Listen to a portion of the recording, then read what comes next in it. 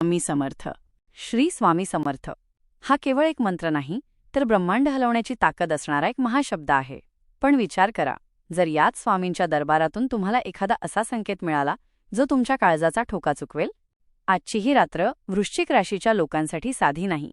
22 जानेवारीची ही गणेश जयंती तुमच्या आयुष्यात असा एक दैवी पाहुणा घेऊन येत आहे, ज्याची चाहूल लागताच तुमच्या अंगावर शहारे येतील. आपल्या शास्त्रात म्हटलं आहे की जेव्हा वेळ फिरते तेव्हा देवही कठोर होतो. तुमच्या घराच्या उंबरठ्यावर उभा असलेला हा अदृश्य पाहुणा आशीर्वाद द्यायला आलाय की तुमच्या कर्माचा जाब विचारायला. कदाचित तुम्हाला आताही तुमच्या आजूबाजूला कुणीतरी असल्याचा भास होत असेल. कदाचित तुमच्या घरातली शांतता काहीतरी भयानक सांगू पाहत असेल.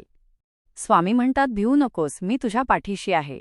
पण जेव्हा कर्मच समोर उभं राहतं तेव्हा प्रत्यक्ष ईश्वरही आपल्याला सत्याचा आरसा दाखवतो.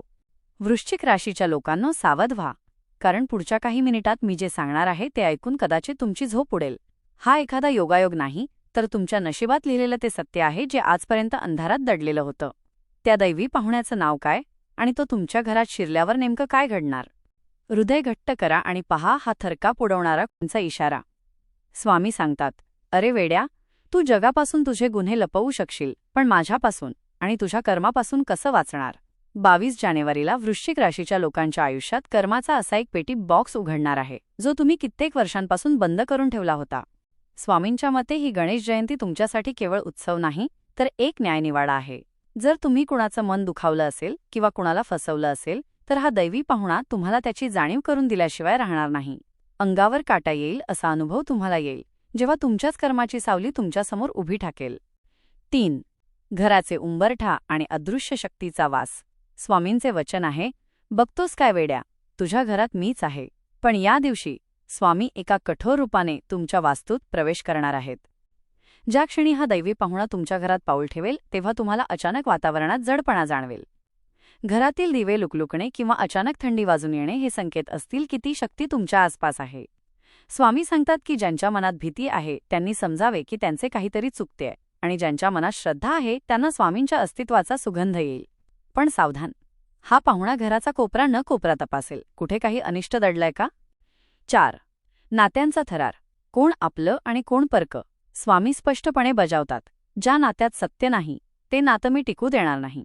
वृश्चिक राशीच्या लोकांसाठी हा काळ एखाद्या वादळासारखा असेल. तुमच्या अगदी जवळ असलेली व्यक्ती अचानक शत्रूसारखी वागू लागेल, किंवा ज्याला तुम्ही परक मानलं होतं तो देवदूतासारखा मदतीला येईल. स्वामी सांगतात की तुमच्या घरात जो कलह होईल तो नाश करण्यासाठी नाही, तर घराची शुद्धी करण्यासाठी असेल. तुमच्या डोळ्यासमोरून खोट्या प्रेमाचा पडदा बाजूला सारला जाईल. हे पाहताना तुम्हाला भीती वाटेल, पण स्वामींच्या शब्दांवर विश्वास ठेवा, जे जातंय ते तुमच्या हिताचं नव्हतं. 5. आर्थिक संकट की दैवी कृपा. स्वामी म्हणतात, तुला जे हवंय ते मी देतोच, पण तुला जे पचणार नाही ते मी काढूनही घेतो. 22 जानेवारीनंतर तुमच्या संपत्तीवर या दैवी पाहुण्याचा प्रभाव पडेल. जर तुमचा पैसा चुकीच्या मार्गाने आला असेल तर तो अचानक खर्च होईल किंवा नुकसान होईल. हे पाहून घाबरू नका, कारण स्वामी तुमच्या आयुष्यातील कचरा साफ करत आहेत. स्वामी सांगतात की जेव्हा खिसा रिकामा होतो तेव्हाच माणसाला देवाची खरी ओढ लागते. हा चमत्कार तुम्हाला रडवेल, पण भविष्यात तुम्हाला श्रीमंतीच्या एका शुद्ध मार्गावर नेऊन सोडेल. 6. स्वामींचा अंतिम संदेश. नव्या जन्मासाठी तयार रहा. शेवटी स्वामी आपल्याला साथ घालतात. घाबरू नकोस, हे जे काही घडतंय ते तुझ्या कल्याणासाठीच आहे. हा दैवी पाहुणा तुझा शत्रू नाही, तर तुझा उद्धार करता आहे. वृश्चिक राशीच्या लोकांनो, 22 जानेवारीची ही रात्र तुमच्या आयुष्यातील सर्वात मोठी रात्र असेल. अंगावर काटा आणणाऱ्या अनुभवांना सामोरे जाण्यासाठी स्वामींचे नाव घेत रहा. हा चमत्कार तुम्हाला संपवण्यासाठी नाही, तर तुम्हाला पुन्हा एकदा स्वामींचे बनवण्यासाठी घडणार आहे. यमाचा संकेत. जेव्हा स्वामी कठोर होतात, स्वामी सांगतात, काळ आला तरी मी तुला वाचवीन, पण जर तुझं कर्मच काळ बनून आलं तर तुला माझ्या चरणाशिवाय दुसरा आधार नाही. 22 जानेवारीला वृश्चिक राशीच्या लोकांच्या कुंडलीत कालपुरुषाचा असा एक प्रभाव पडणार आहे, जो थेट तुमच्या पूर्वजांशी जोडलेला असेल. यालाच लोक पितृदोष किंवा कर्माचा फेरा म्हणतात. तो दैवी पाहुणा जेव्हा तुमच्या घरात येईल तेव्हा तो तुमच्या वंशावळीचा हिशोब सोबत घेऊन येईल. स्वामी सांगतात की या दिवशी जर तुम्हाला अचानक पिंपळाच्या झाडाची पानं घरात दिसली किंवा काळ्या पाखराचा आवाज आला, तर समजा की हा पाहुणा तुमच्या दाराशी उभा आहे. अंगावर काटा येईल असं हे सत्य आहे की आपण जे पेरतो तेच आपल्याला कापायला लागतं. 8. स्वप्नातील अनाकलनीय संकेत. The dream warning. स्वामी म्हणतात, मी तुला स्वप्नात येऊन सावध केलं होतं, पण तू नशिबाच्या धुंदीत होतास. या गणेश जयंतीच्या रात्री वृश्चिक राशीच्या जातकांना अत्यंत विचित्र आणि जिवंत विविध स्वप्ने पडतील. तुम्हाला स्वप्नात एखादं जुनं पडकं मंदिर, वाहणारं पाणी किंवा साक्षात स्वामींचे उग्र रूप दिसू शकतं. स्वामी सांगतात, ही स्वप्न म्हणजे केवळ विचार नाहीत, तर तो दैवी पाहुणा तुमच्या अंतर्मनाशी संवाद साधत आहे.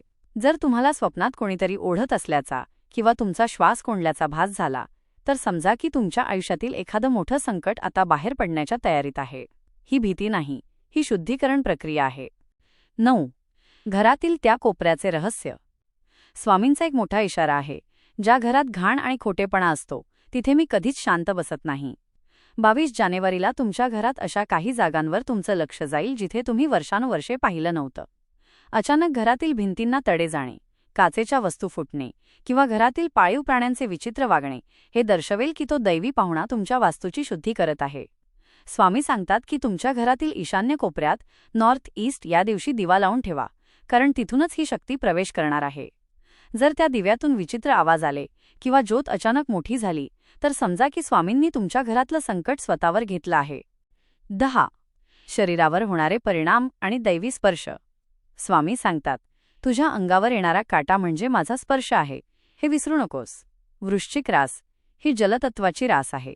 या काळात तुम्हाला अचानक अंगात ताप भरल्यासारखे वाटणे, डोके जड होणे किंवा कानात गुणगुण आवाज येणे असे अनुभव येऊ शकतात. वैद्यकीय भाषेत हे सामान्य वाटेल, पण आध्यात्मिकदृष्ट्याही तुमच्या शरीरातील कुंडलिनी शक्ती जागृत होण्याची चाहूल आहे. तो दैवी पाहुणा तुमच्या शरीरातील नकारात्मक ऊर्जा बाहेर काढत आहे. स्वामी म्हणतात, जेव्हा लोखंडाला आकार द्यायचा असतो तेव्हा त्याला आगीत तापवावंच लागतं. तसंच तुमचं आयुष्य आता स्वामींच्या भट्टीमध्ये तावून सुलाखून निघणार आहे. 11. शेवटची घटिका. आता लपायला जागा नाही. स्वामींचा सर्वात भयानक पण सत्य इशारा. तू जगाला फसवशील, पण आरशात स्वतःच्या डोळ्यात पाहताना तुझं काळीच धडधडत असेल, तर समज की मी तुला न्याय द्यायला आलोय. या गणेश जयंतीला वृश्चिक राशीच्या व्यक्तीला एकटं वाटू शकतं. भरलेल्या घरातही तुम्हाला कोणीतरी आपल्याकडे टक लावून पाहत असल्याचा भास होईल. स्वामी सांगतात, हा तोच दैवी पाहुणा आहे ज्याला लोक मृत्यू समजतात, पण तो प्रत्यक्षात तुमच्या जुन्या सवयींचा अंत आणि नव्या आयुष्याचा जन्म आहे. जर तुमच्या मनात पाप असेल तर तुम्हाला भीती वाटेल, पण जर तुमचं हृदय स्वामींच्या चरणी अर्पण असेल तर हा पाहुणा तुम्हाला जगातील सर्वात श्रीमंत व्यक्ती बनवेल, मग ती श्रीमंती पैशाची असो वा मनाची. समारोप. The final climax. मित्रांनो, 22 जानेवारीची ही गणेश जयंती वृश्चिक राशीसाठी केवळ एक दिनविशेष नाही, तर ही प्रलयापूर्वीची शांतता आहे. स्वामी समर्थांच्या या अद्भुत चमत्काराला सामोरे जाण्यासाठी तयार रहा. लक्षात ठेवा, जो स्वामींच्या चरणी झुकतो त्याला काळही स्पर्श करू शकत नाही. तुम्हाला यापैकी कोणता अनुभव आलाय का? किंवा तुमच्या आयुष्यात काही गूढ घडतंय का? कमेंटमध्ये नक्की सांगा आणि स्वामींच्या शक्तीवर विश्वास असेल तर लिहा. अक्कलकोट निवासी श्री स्वामी समर्थ महाराज की जय.